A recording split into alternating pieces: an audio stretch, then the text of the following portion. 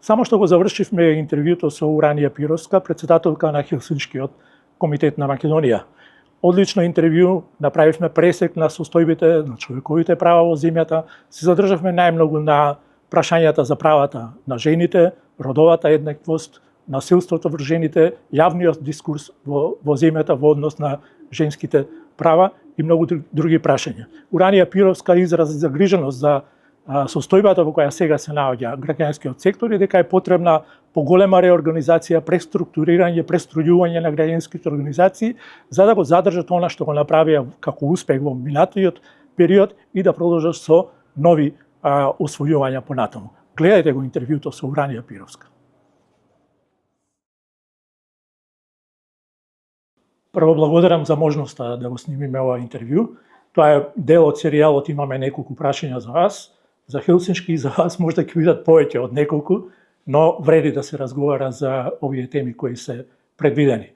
Во најавата за настанот во кој сте вие вклучени како организатори за 8 март, јавноста се соочи со прилично остри оценки за состојбата со жените во Северна Македонија, со нивните права, широкиот спектар на нивните права се таму опфатени, кои се прилично, според вашата оценка, на многу ниско ниво, и тонот со кој повикувате на собирот и на женскиот марш оваа година, пак ќе речеме прилично остар.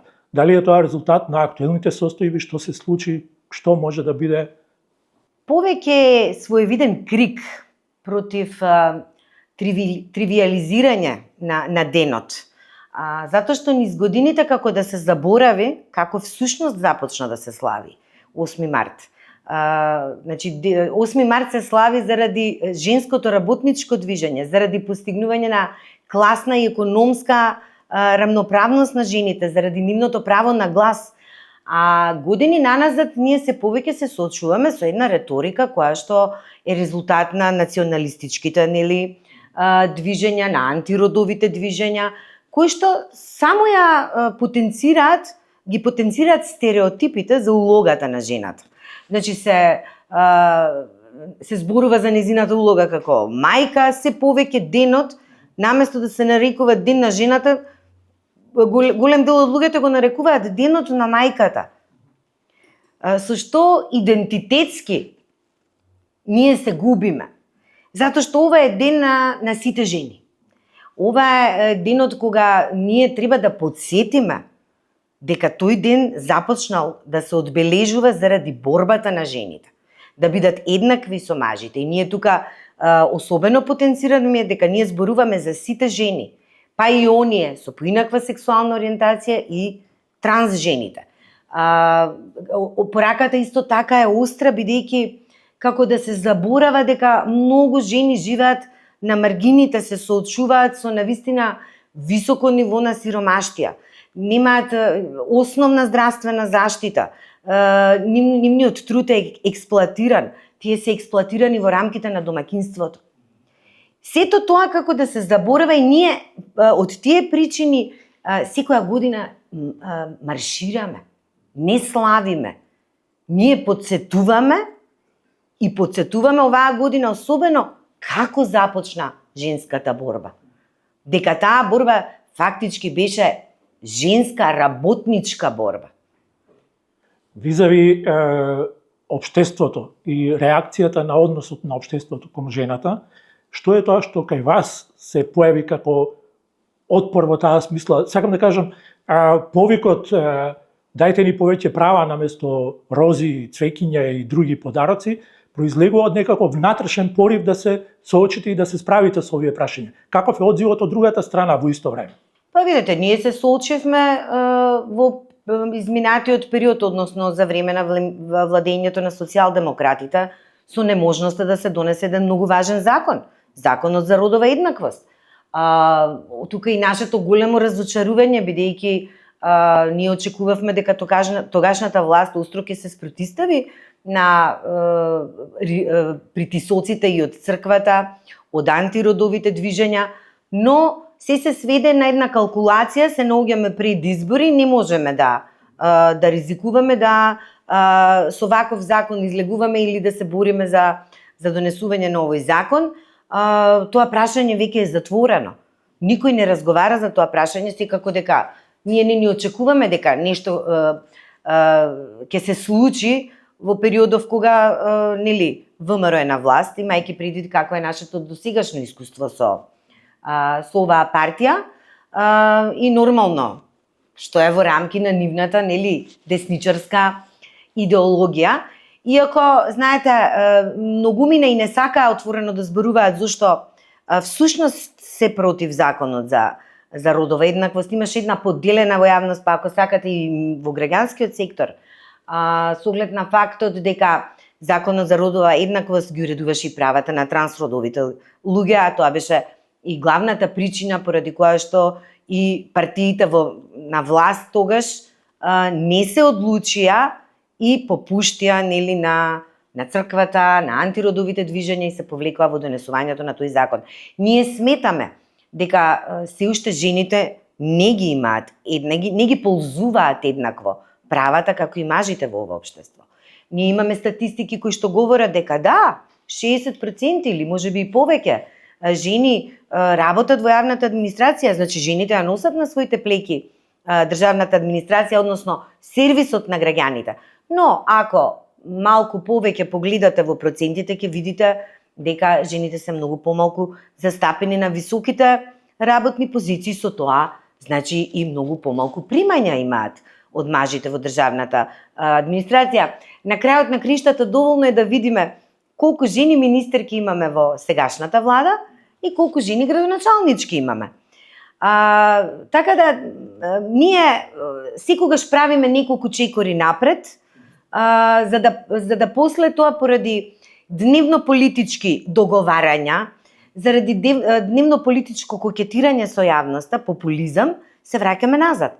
Ние бевме многу среќни, нели, кога после борбата против режимот 2017 многу брзо после тоа беше ратификувана Истанбулската конвенција, ние почнавме забрзано да се движиме напред по однос на политиките.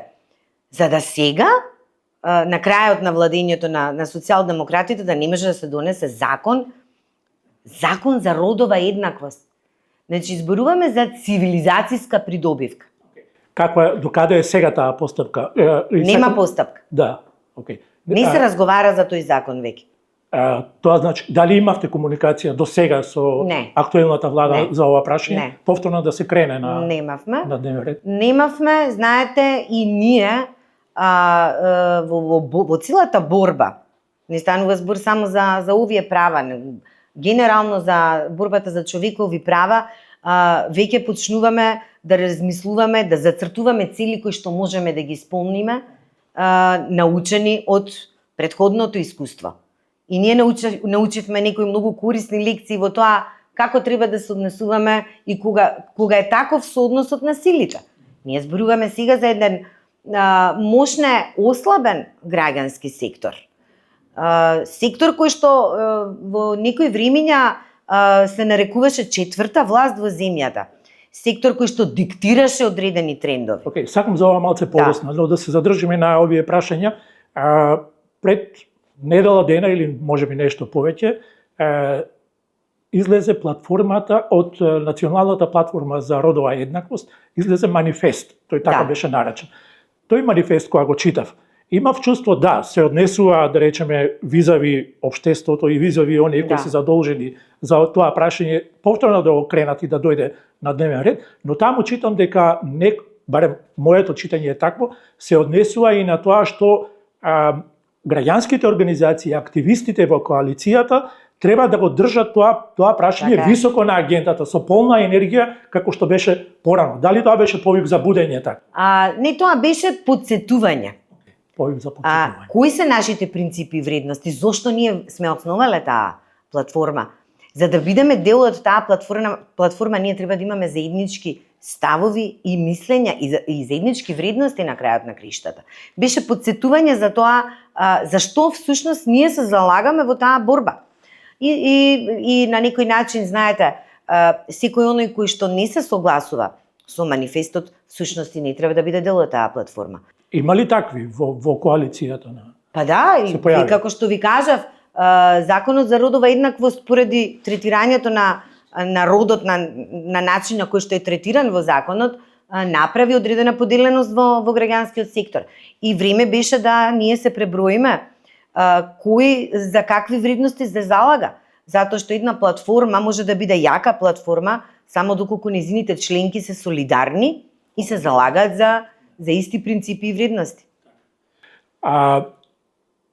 Додиме сега чекор понатаму во однос на статусот на жената, проблемите со кои се соочува и така натаму. Се уште сме ние сведоци на појави во јавниот дискурс, во јавната сфера, да не зборам за медиумите, каде што жената е се уште цел на сериозни напади, на напади кои се далеку од тоа да бидат пристојни, напротив, екстремно, дури и насилнички би кажал, и ги разбирам реакциите и на Хелсиншки комитет, и на платформата за родова еднаквост, за останатите организации и така натаму, но што е тоа што и понатаму се соочуваме со овие ситуации? Понекогаш велат социјалните медиуми се виновни. Дали е само тоа? Па не е само тоа, едноставно ние немаме санкции. Санкционирањето на говорот на омраза не доведува до тоа да тој само се охрабрува. Луѓето знаат дека никој нема да биде казнет, си продолжуваат. Ние имаме дузина кривични пријави поднесено против луѓе кои што многу добро познати на јавноста, кои што шират постојано говор на омраза и родово базиран, особено родово базиран говор на омраза, сме поднесувале кривични пријави, нема ефект. Најчесто тие статуси кои што ги содржат сите елементи на говор на омраза, се пласираат на Facebook, на Instagram. Во долгогодишната, да речам, расправа со обвинителството зошто голем дел од нашите кривични пријави не се прифаќаат, ми се дава некакво објаснување дека всушност тие не добиваат соодветна потврда за идентитетот на корисникот на Facebook профилот, односно Facebook како Facebook не им одговара дали е тоа навистина идентитетот на тој кој што шири говор на омраза, што за мене искрено не ми е некакво образложение, мислам мора да се најде начин. Ние секојдневно, не сега, ние уназад 15 години се соочуваме со говор на омраза кој што има и повици за насилство. Притоа луѓето кои што го шират говорот на омраза, знаете како, се гледа дали тие луѓе имаат широк диапазон на луѓе кои што ги следат. Многу е важно тоа. Затоа што ако мене ме следат 5, 6 до 10 луѓе, дали ќе ширам јас говор на омраза, можеби не е толку опасно. Но кога станува збор за човек кој што има 10.000 следбеници и понатаму во коментари се реди уште пострашен родово базиран говор на омраза, па и се повикува на насилство, насилување, на сето тоа станува веќе сериозна појава. Имаше една интервенција во кривичниот законник кој се однесуваше на овие појави визави новинарите. Да. И се дојде до решение дека тие престапи ќе се третираат како слично како има една одредба како напади врз службено лице и дека ќе бидат санкционирани. Точно. Но гледаме дека нема дека има некаков исход и некаква постапка. Еве последно беше имаме сериозен напад против новинарките од истражувачката лабораторија и сега да видиме дали ќе има некаков. Па еве ние сме во комуникација со нив, ние не само што излеговме со реакција, него им понудивме и да им спримиме кривична пријава. Значи ние нема да се откажеме тоа.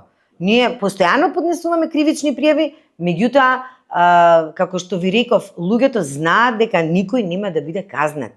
И повторно доаѓаме до тоа дека Македонија е земја каде што владее неказнивоста и поради тоа не можеме да се справиме со говорот на омраза и со другите кривични дела за кои што сме секојдневно сведоци. Тоа ли е вашата порака? Нема откажување од нашата? Апсолутно ние нема да се откажеме. Значи ние постојано ќе го преплавуваме обвинителството со нашите кривични пријави, меѓутоа навистина еднаш треба и од органите на прогонот да произлезе една решителна акција дека ќе се справат со овој вид на криминал, затоа што говорот на омраза не случајно особено е во фокусот па и на Судот за човекови права во Страсбург, бидејќи тој говор произведува насилство. Тој говор произведува инциденти и кривични дела од омраза. Ако се сеќавате, пред да го нападнат нашиот ЛГБТ центар во во старата Скопска чаршија на една платформа на социјалните мрежи се повикуваше на насилство, се повикуваше на собир, па одење. Беше пријавено навремено од наша страна до Министерството за внатрешни работи. Ништо не се случи, беше полиција на лице место и сепак ние бевме нападнати и центарот беше уништен. Сакам да кажам дека тие кои што го шират тој говор на омраза точно знаат кој ефект ќе го произведат. Ве загрижува ли оваа појава која е на глобално ниво, пак е поврзана со социјалните мрежи, например, особено за предизборната кампања и откако Доналд Трамп дојде на претседателската позиција во Соединетите Американски држави, заштитните механизми за противговорна омраза на Facebook, на Twitter и така натаму беа симнати, беа повлечени. Да. Ве загрижува ли тоа дека тоа, да, ние сите ги користиме тие мрежи, но ефектот, пораките од тоа се шират сега и меѓу граѓаните? Видете, не ме загрижува посебно затоа што ја не мислам дека нашите граѓани претходно беа загрижени. Се гледа од количеството на омраза кое што се шири секојдневно, особено кога станува збор за жените кои што се јавни личности или жените кои што не дај Боже ќе се дрзнат да кажат нешто за општествените работи или за политика. Гледате што се случува во политичкиот живот. Голем дел од жените не се охрабруваат да влезат во политика или да станат релевантни општествени чинители од проста причина што знаат дека многу е можно да навлечат на себе гневот на јавноста, кој што гнев се должи на самиот факт дека една жена се одлучила да направи нешто против стереотипите и предрасудите кои што владеат во ова наше општество. Имате ли некаква визија вие лично тука во Хелсиншки комитет кога разговарате меѓу вас за овие прашања?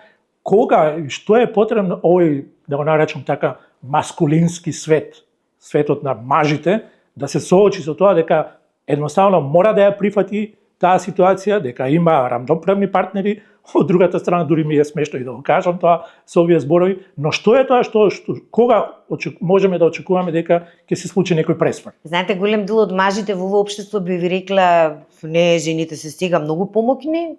Кој права не ги ползуваат жените?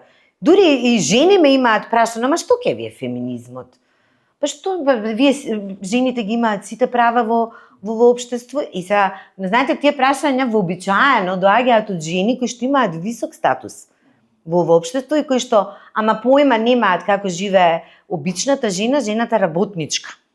Инаку ние кога разговараме за овие прашања, секако дека се сведува на тоа што прават оние кои што одлучуваат за нашите права. Оти ние можеме ние никогаш нема да престанеме со таа борба. Ние ќе организираме активности, ние ќе правиме кампањи, ние ќе протестираме, ќе маршираме, гласно ќе говориме и ќе ги разбиваме табуата со тоа што ќе им бодеме очи на луѓето, кажувајќи ги работите што не сакаат да ги слушнат. Но на крајот се сведува на политики.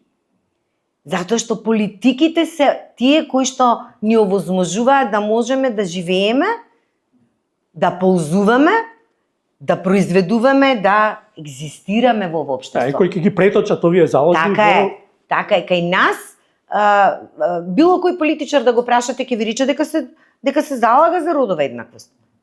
Било кој од политичар, дали сте виделе некој од политичарите да не излезе на, еве да речеме, кога одбележуваме 16 дни на активизам и да не ви каже силни реченици за тоа колку се залага за родова еднаквост, колку се важни жените во општество, но не е тоа доволно. Тоа треба да биде преточено во политика. Јас би кажал дека има, иако се кријат зад нивните статуси на социјалните мрежи, па кога ќе просурфате, ќе видите некој што, еве со последниот случај со новинарките, колешките од истражувачката лабораторија, гледате дека има одредени познати имиња во јавноста кои се декларираат за родова еднаквост, но во нивните социјални статуси, таму каде што им се обраќаат на својата целна група, гледате омраза и нетрпеливост и така натаму. Но прашањето ми е понатаму. За целата, го разбирам вашиот ентузијазам, Хелсиншки комитет, платформата и сето тоа, сите овие години, 30 години наназад од како постои Хелсиншки комитет, заедно со сите партнери, соборци во Така. во оваа битка. Но дали каква е сега ситуацијата? Дали ова знаеме дека се поддршката доаѓаше од странските фондови, фондации и така натаму. Сега имаме еден, ајде така ќе го наречам, удар со тоа што се запрени сега за сега, уште нема јасен показател дали ќе продолжат програмите, финансиската поддршка што доаѓаше од USAID, од Америка. Се прегрупирали граѓанскиот сектор? Што? Не, веќе ја добивме ние она терминална порека дека нема да бидат вратени тие фондови кои што ни беа претходно дадени на користење. Да, голем дел од организации, има организации кои што престанаа да работат. Што е многу тажно, и тоа организации кои што беа навистина многу активни, особено кога станува збор за ЛГБТИQ правата, правата на трансродовите луѓе. Ете и ние бевме принудени да го затвориме нашиот шелтер, сигурната куќа за ЛГБТИQ луѓе жртви на насилство. И тоа навистина произведе еден многу лош ефект и секако дека влијае обесхрабрувачки кога станува збор за овозможувачка средина за функционирање на граѓанските организации.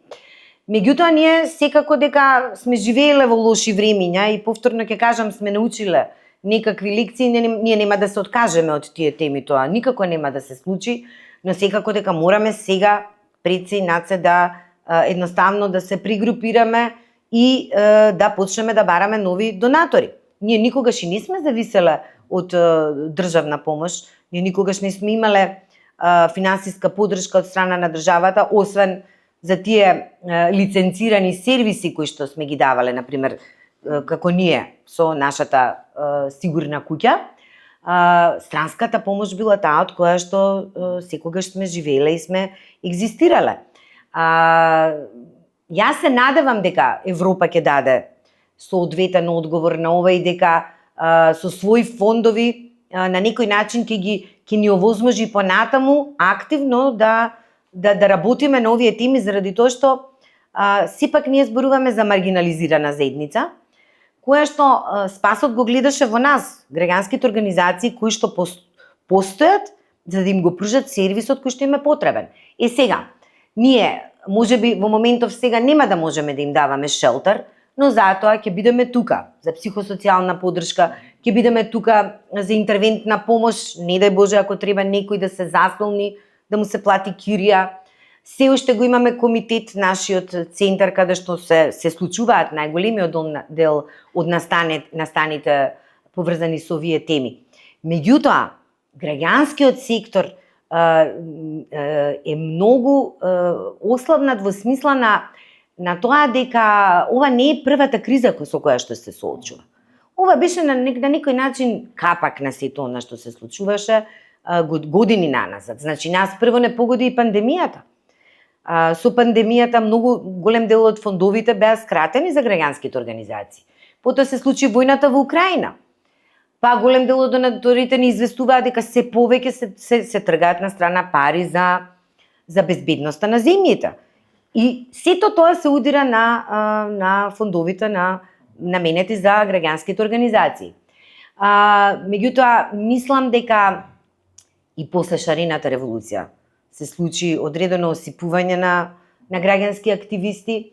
Многу од граѓанските активисти преидоа да работат во владата. Така да ние сега се соочуваме со се помал број на организации кои што имаат доволно капацитети за да можат да обстанат во ова време. Ова време е многу лошо време за граѓанскиот сектор, при што морам да нагласам дека се чувствува една апатија, немање ентузијазам, немање едноставно не постои веќе активизам. Јас тоа не го гледам секако дека не можеме ние да речеме дека тоа е само резултат на немањето на фондови, иако во голем дел бидејќи ние мораме сега да бидеме потполно фокусирани на тоа како да екзистираме, да продолжиме да екзистираме. Меѓутоа, мислам дека се должи на еден вид разочарување од тоа што следеше после шарената револуција, од неисполнетите очекувања, од таа власт што дојде после шарената револуција. Сега, пред малку рековте дека нема откажување и ќе продолжите. Од друга страна, ова е удар под финансиската поддршка. Дали допреа до вас некакви сигнали, иако е тоа премногу оптимистичко да се очекува, дека државата барем да ве праша како сте, што правите, што можеме ние да направиме во вас? Не, државата не праша секако. Не праша дипломатскиот кор, како и секогаш.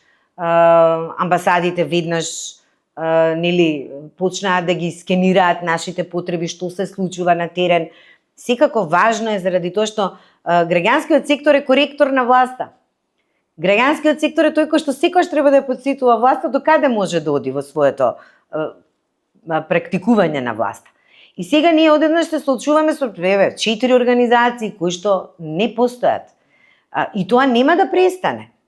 Ние нема да се откажеме од темите за кои што толку години работиме и морам да кажам постигнавме навистина исклучителни резултати ако се има предвид дека ние одржавме 5 успешни паради без инциденти.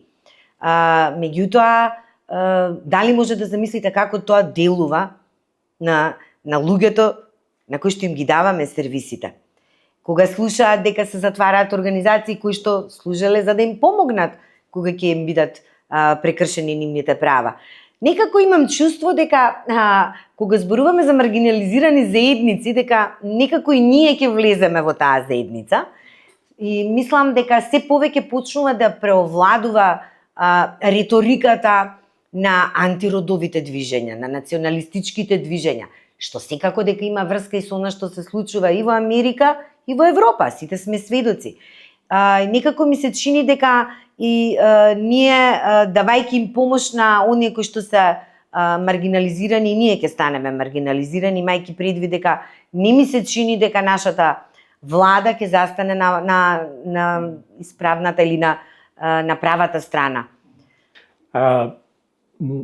Треба да го привршиме интервјуто и не би сакал да заврши со ваков тон. Така е. Иако не апсолутно не инсистирам на тоа дека вашиот став треба да биде поинаков, но бидејќи доаѓа од вас е прилично индикативен, прилично алармантен, но еве за крај уште една порака во смисла на тоа како понатаму ќе тече ова заложба ваша, борба да се преиначат овие ситуации за кои алармантно укажувате.